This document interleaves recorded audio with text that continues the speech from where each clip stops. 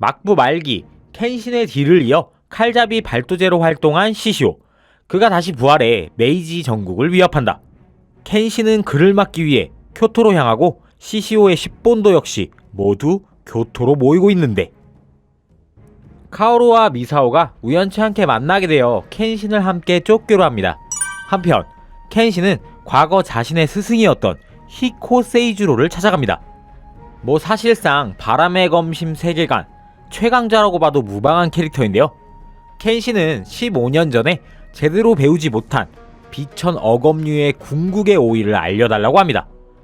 아마도 시시오와의 전투에서 필요하다고 느낀 것 같아요. 그리고 켄신은 뒤쫓아온 카오루와 이곳에서 제외합니다. 잠시 켄신이 자리를 비운 사이 세이주로는 그동안 켄신이 어떤 삶을 살았는지에 대해, 그리고 왜 지금 그가 비천 어검류의 최강의 궁극기를 배우고 싶어 하는지에 대해 듣습니다. 그래서였을까요? 세이주로는 켄신에게 그 기술에 대해 알려준다고 합니다. 한편 미사오는 카오루와 야이코에게 아오시가 켄신을 쫓고 있고 그를 따르던 어정번중의 일원들은 모두 따발총을 맞고 살해됐다는 이야기를 전합니다.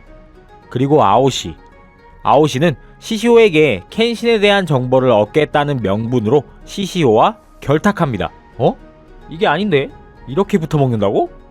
아오시는 아마도 켄신을 꺾어 죽은 어정번중의 동료들에게 어정번중이 최강의 검이라는 의미를 부여하고 싶은 듯 하네요. 그와 동시에 복수심에 휩싸여 있기까지.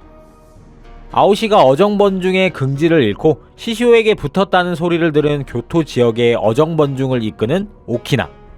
그는 과거 어정번중의 원래 두목과도 붙어서 대등하게 싸울 수 있었던 유일한 사내였습니다. 그는 미사오가 여러가지 에피소드들로 위험에 처할 때 켄신이 많은 도움을 줬기 때문에 켄신에 대해 굉장히 호의로운 사람이었어요. 아오시는 켄신에 대한 정보가 오키나에게 있음을 알고 그에게 접근합니다. 그렇게 붙게 되는 오키나와 아오이의 대결. 저 자세는 필살 외천 검무.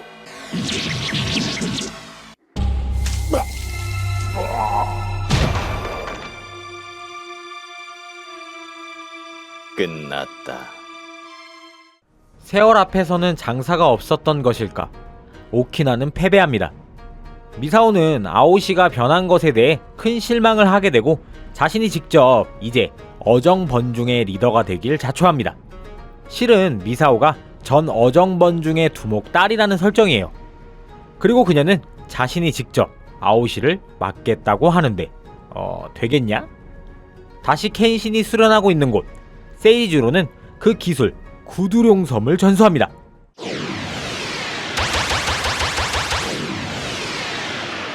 비천 너금류의 신속함을 최대한으로 발휘해서 이 9개의 참격을 동시에 명중시키면 적은 절대로 막을 수 없다. 이것이 비천 너금류의 구두룡섬. 아하, 왜 요시비치가 말해온 거냐? 여기에 세이주로는 구두룡섬을 마스터하게 되면 얻는 또 다른 기술 천상용섬도 알려줍니다. 한 번에 궁극기를 2개나? 켄신은 칼잡이 시절 남의 목숨을 가벼이 여기며 사륙을 했던 과거가 있다 보니 자기 자신의 목숨도 쉽게 생각하고 있는 경향이 있었습니다. 언제 죽어도 이상하지 않다라는 식의 생각. 켄신은 스승과 검을 부딪힙니다. 그리고 이제는 과거와 달리 자신을 소중하게 생각하고 기다려주는 동료들이 있음을 깨닫습니다. 그렇게 완성되는 초궁극기.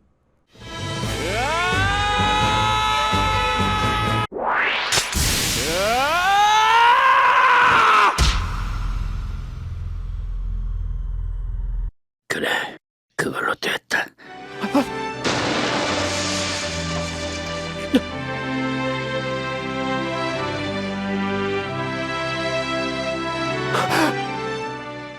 스승인 세이주로를 쓰러뜨립니다. 이거 거의 칼만 반대로 들어서 죽이지만 않았지 사람 반 불구로 만드는데? 10번도도 전부 집결을 마칩니다. 시시오를 중심으로 유미, 소지로, 우스이, 안지, 호우지, 정크렛, 카마타리, 바보, 대머리, 후지. 시시오는 교토를 지옥의 불바다로 만들 생각을 합니다.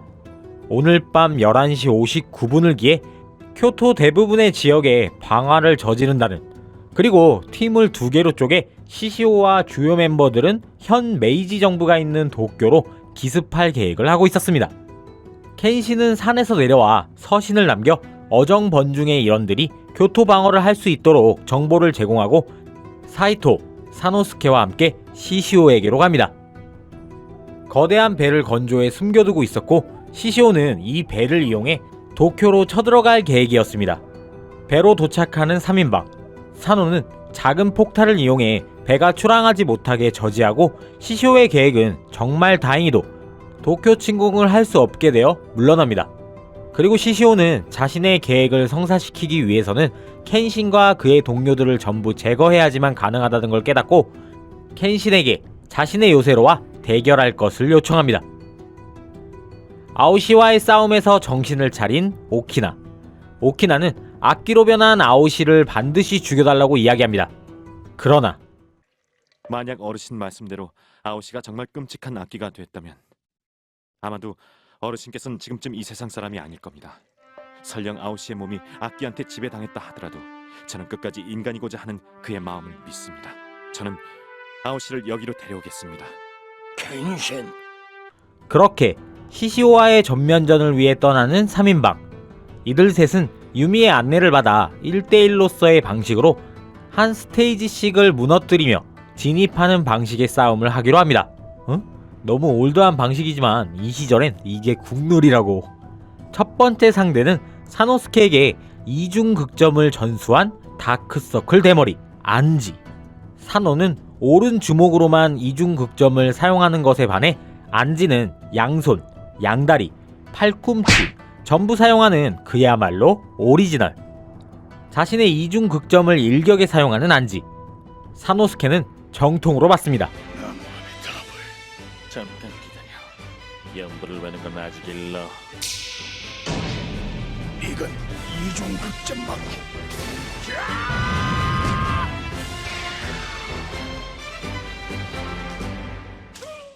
시간은 잠시 과거로 10년 전 메이지 정부에서는 폐불 회석이라 하여 불교를 배제하는 정책을 펼쳤습니다.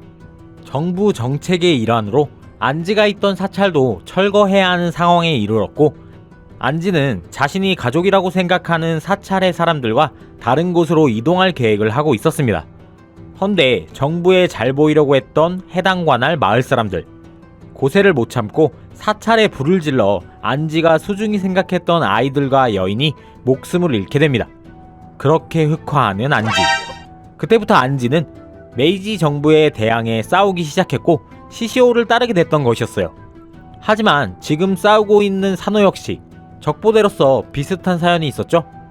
사노는 온몸을 부딪혀 안지에게 깨달음을 주려 합니다. 죽은 아이들을 위해서라도, 그녀를 위해서라도. 사노의 말에 마음의 울림을 느낀 안지는 사노를 인정하고 싸움에서 패배를 인정합니다. 그렇게 주인공들은 두 번째 방으로. 이번 상대는 시마네 우스이. 등껍질 뭐야? 부천도사야?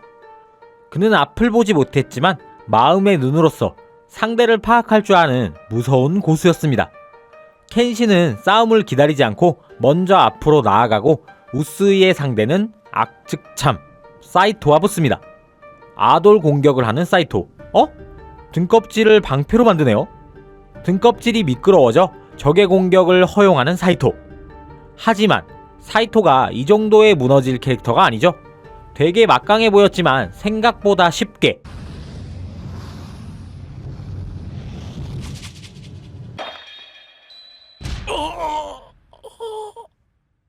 뭐지? 지금 그건 아돌인가? 더 강력할 것 같았지만 생각보단 쉽게 마무리됩니다. 켄시는 소지로와의 결투를 위해 뛰는데 지나는 방에서 뭔가 기척을 느낍니다. 그 방에 대기하고 있던 것은 아오시. 켄신과 아오시의 2차전이 이곳에서 펼쳐집니다. 아오시는 이날만을 기다렸다며 둘의 칼을 맞댑니다. 켄신은 나루토급 풍든 주둥아리술로 아오시를 원래대로 돌려놓는 데 성공. 복수심에 불탔던 아오시가 아니라 어정번중의 긍지 높은 리더로서의 눈빛으로 돌아옵니다. 그리고 이제 싸울 가치가 생겼다고 생각한 켄신. 둘은 서로의 궁극기로 칼을 맞댑니다. 비천 어검류의 비술!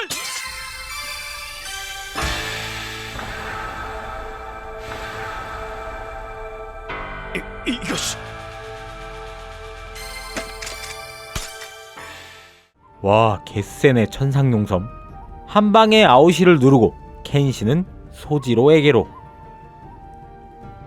한편 이곳은 아오이정. 이곳에도 10본도의 멤버들이 와 있었습니다. 하지만 굉장히 최약체들이 와 있었는데요.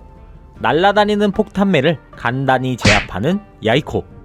그리고 미사오와 카오루가 여장남자 이 형을 쓰러뜨리는데 성공합니다. 이곳에서의 싸움에서 이겼다고 생각한 카오루와 일행. 하지만 갑자기 등장하는 대머리와 거인. 와, 뭐 사람이 저렇게 커? 타이밍 맞게 켄신의 스승인 세이주로가 합류해 비천어검류 구두룡섬을 사용. 거구 후지에게서 승리합니다. 다시 싸움은 켄신 쪽으로 이어집니다. 시쇼 다음 가장 강한 부하라는 타이틀을 가지고 있던 소지로. 역시 엄청나게 강하고 빠릅니다. 초신속 축지를 사용하며 켄신과 호각으로 싸우는 소지로. 그는 약육강식의 개념을 자신의 이상으로 생각하고 있습니다. 감정도 메말라버린 그에게는 어떤 과거가 있었을까요?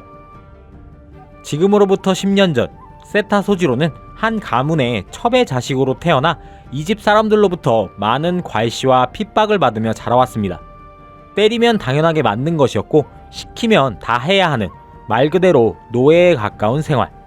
집안 사람들은 소지로를 절대 가족으로 인정하지 않았습니다. 그러던 어느 날 소지로는 시시오가 경찰들로부터 쫓겨 전투하는 모습을 몰래 지켜보는데요. 그가 엄청나게 강한 사람이라고 생각해 자연스럽게 존경심이 생겨나고 그를 집 헛간에 숨겨줍니다. 시시오는 이때 소지로에게 말합니다. 첩의 자식이라서 당한다는 건 핑계야. 네가 당한 건 약하기 때문이다. 강하면 살고 약하면 죽는다. 강하면 살고 약하면 죽는다?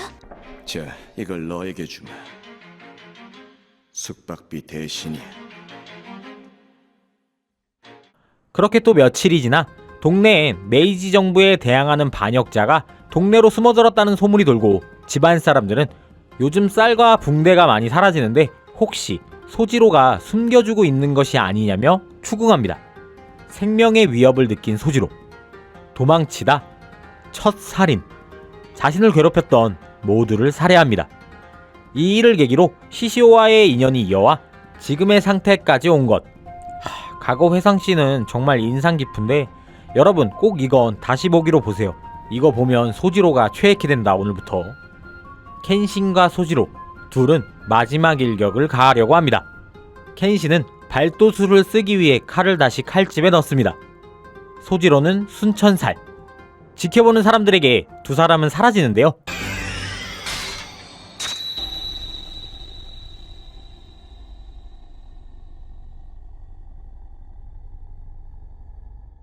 천상용섬을 사용해 마무리. 그나저나 켄신 시시오에게 다다르기 전에 너무 체력이 많이 소진됐네요. 잘 싸울 수 있으려나? 소지로는 느낍니다. 사람을 죽이지 않고도 엄청 강한 힘을 가지고 있는 켄신에게서 무언가를. 그리고 자신의 잘못된 과오를 인정합니다. 중2병 포즈를 취하며 소지로는 진정한 정답을 얻고자 떠납니다.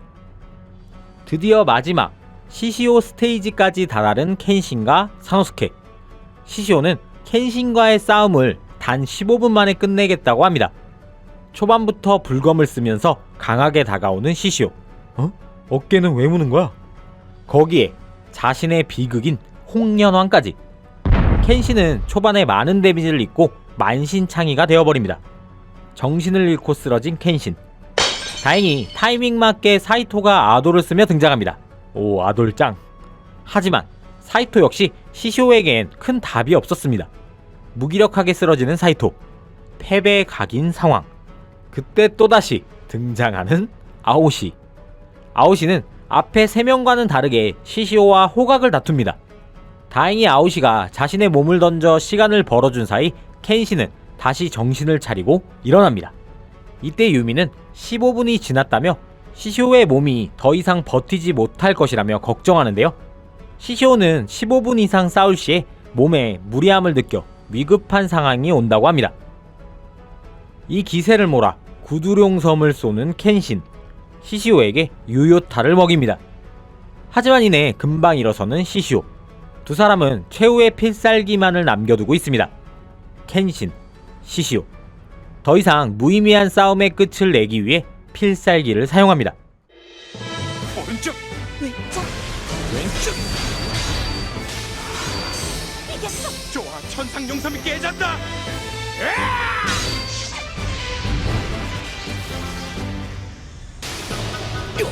발도지한테 빨려 들어가고 있어.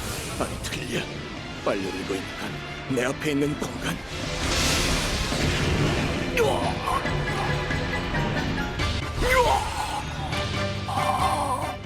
시시오는 폭주하기 시작합니다. 정신을 못 차리고 켄신의 승리가 확실시되는 상황. 이때 유미가 들어와 켄신에게 선처를 요구합니다. 그 순간 어리석은 놈, 우리들의 싸움은 아직 안 끝났어.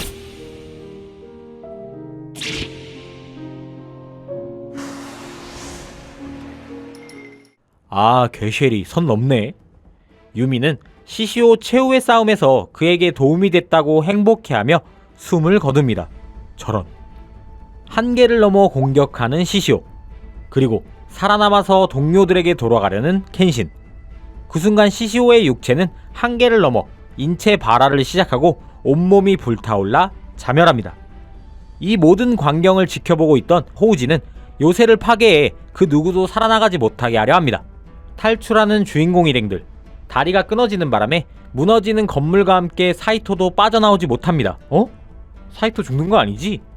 무너지는 요새를 뒤로하고 아오시와 켄신, 사노스케는 친구들이 기다리는 아오이정으로 돌아와 재회합니다. 그리고 다시 한 달이라는 시간이 흐릅니다. 초우가 아오이정에 찾아옵니다. 뭐야, 결국 이놈이 승리자였네. 초우는 앞으로 경찰의 밀정으로서 활동하기로 했다고 합니다. 그리고 10본도의 근황을 전하는데요. 안지는 자기 스스로 자수, 징역 25년형을 받아 감옥에서 복역 중이라고 하네요. 그리고 붙잡힌 호우지는 감옥에서 끝까지 메이지 정부의 부당함과 부패함을 이야기하다가 자살. 시대가 켄신을 선택했을 뿐 시시오와 그를 따르는 사람들도 그들만의 정의가 분명히 있었다는 걸 이야기합니다. 누가 잘했고 못했고를 떠나서 이 애니메이션은 성공한 메이지 유신에 대해 이렇게 꼬집습니다. 우리들은 자신이 옳다고 생각하는 걸 위해서 싸웠고 시시오를 물리쳤다. 하지만 시시오 또한 싸움에 이기는 것으로 자신이 옳다는 걸 증명하려고 했지. 그건 자신의 논리를 믿기 때문에 한 행동이었어. 그 점에서 시시오와 우린 하나도 다르지 않아. 우리가 이긴 건 시대가 시시오가 아닌 우리 편을 들어줬기 때문이야. 우리 중에 과연 누가 옳았는지는 나중에 역사를 배운 후세의 사람들이 객관적인 입장에서 판단해 주겠지. 다만 강하면 살고 약하면 죽는다는 약육강식의 논리만은 누가 뭐래도 잘못된 거야. 누가 뭐래도. 다행히 사이토도 살아남았네요.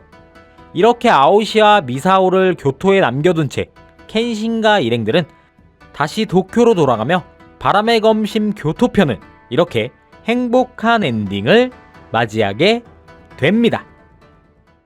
일본 대중문화 개방 이전 시절 나그네 검객이라는 해적판으로서 우리들에게 잘 알려진 작품 바람의 검심은 총 28편을 끝으로 비교적 짧고 굵은 스토리로 명작 반열에 올라있는 레전드 작품입니다. 주간 소년 점프에서 94년부터 99년까지 연재되었으며 지금 보셨던 애니메이션으로도 제작돼 큰 사랑을 받았습니다. 바람의 검심은 뭐니뭐니 해도 TV판을 제외하고도 OVA, 추억편을 명작으로 꼽으시는 분들이 많은데요. 요건 나중에 제가 다시 영상을 만들어 소개해드리도록 하겠습니다. 총 95화분 분량의 만화책과 오버랩되는 내용이 절반 정도밖에 없어서 제가 그냥 교토편으로만 편집해 영상을 제작했는데요. 어릴 적 보셨던 에피소드가 없다고 너무 서운해하지 않으셨으면 좋겠습니다. 바람의 검심 TV판 전편 다시 보기는 라프텔에서 시청이 가능합니다. 지금 봐도 전혀 촌스럽지 않고 재미있는 바람의 검심을 꼭꼭 가셔서 다시 보실 것을 추천드려요. 아, 그리고 바람의 검심 다시 보고 뽕에 차올라가지고 게임을 해봤는데 이건 좀 아니더라. 오늘 제가 준비한 영상은 여기까지입니다.